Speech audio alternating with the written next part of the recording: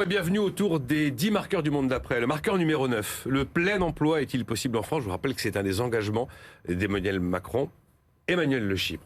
Moi, je pense que c'est pas un engagement sur lequel il prend beaucoup de risques. C'est-à-dire que je pense que le plein emploi en France, il est non seulement possible, mais il est même probable.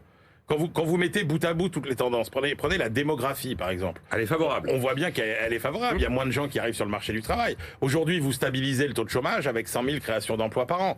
Il y a 20 ans, il fallait 200 000, 300 000 créations d'emplois par an. Donc ça, c'est un point positif. Deux, vous avez quand même une révolution technologique qui effectivement n'est pas très riche en productivité et qui redistribue l'écart sur les façons de produire. Aujourd'hui, c'est beaucoup plus facile effectivement de télétravailler, de travailler à distance. Il y a des nouveaux métiers qui se créent et à la fois en haut de l'échelle des métiers, c'est-à-dire des métiers très qualifiés, et ça crée aussi des métiers moins qualifiés.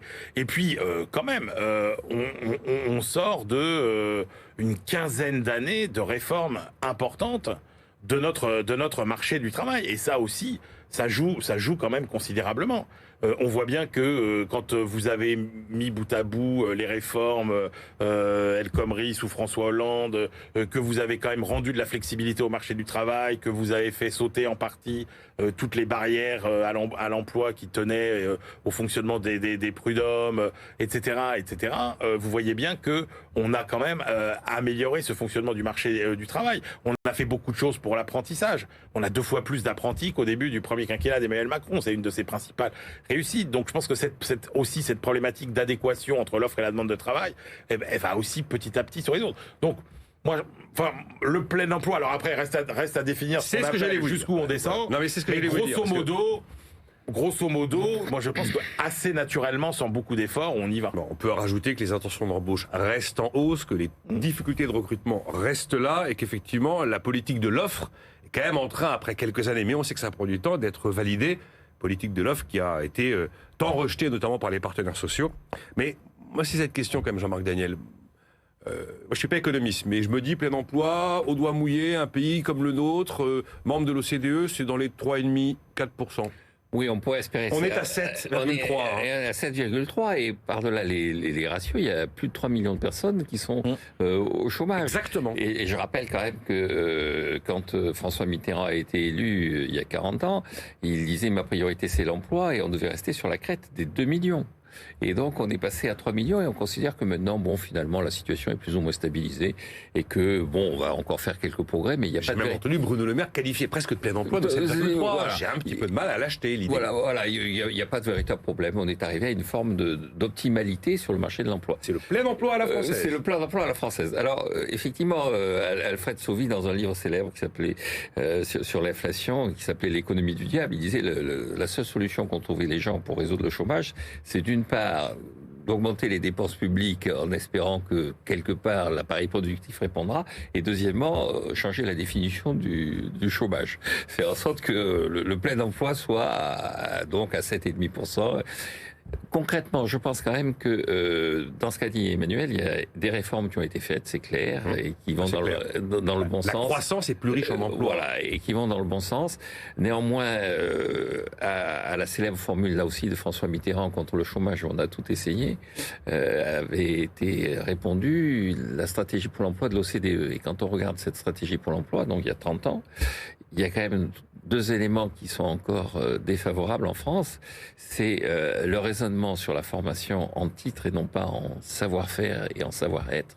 C'est-à-dire on distribue des diplômes, tout le monde a le baccalauréat, mais on ne met pas en regard une exigence de contenu et de conformité de ces diplômes aux attentes de la situation économique. Et de même la formation professionnelle qui devrait permettre en permanence de donner à la main-d'œuvre les capacités de s'insérer sur le marché du travail, elle reste assez souvent assez théorique et assez peu concrète. Même si, Emmanuel l'a souligné, l'apprentissage a fait des progrès. Le problème, c'est que c'est du temps long, ça.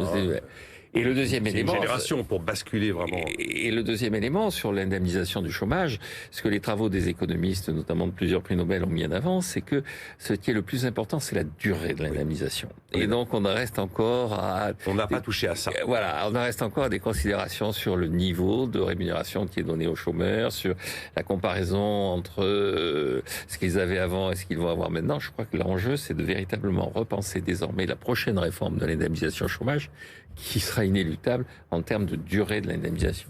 Quasiment tous les pays qui ont atteint le vrai plein emploi ont remis à plat leur assurance chômage, et généralement en ramenant tout à 12 mois maximum. Voilà, La plupart, entre 12 même et certains 14 sont mois. à 6. Alors certains, disons, pourraient avoir de la durée à géométrie variable en fonction de l'état du marché du travail. Quand le marché du travail se porte bien, à ce moment-là, on aurait une durée courte d'indemnisation et peut-être un peu rallongée s'il va mal. Enfin, le plein d'emploi... Juste une chose, c'est un des sujets qui est les plus traités par les économistes, hein, le plein emploi, le chômage, ne serait-ce que depuis la crise des années 70, c'était une préoccupation centrale, et c'est un des sujets sur lesquels finalement leurs travaux sont les moins utilisés.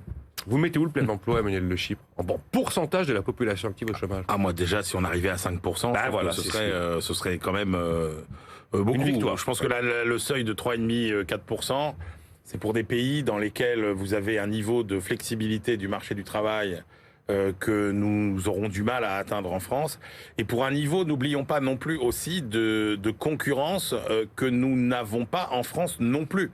C'est-à-dire que si, rappelez-vous, les travaux de l'OCDE, si on avait un niveau de concurrence standard en France, il y a concurrence standard entre tous les métiers qui font notre vie quotidienne, les artisans, etc., on aurait 1 million d'emplois en plus.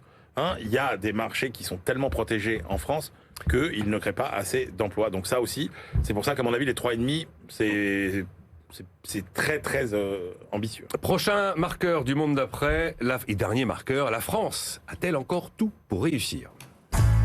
BFM Business, les chroniques de l'été,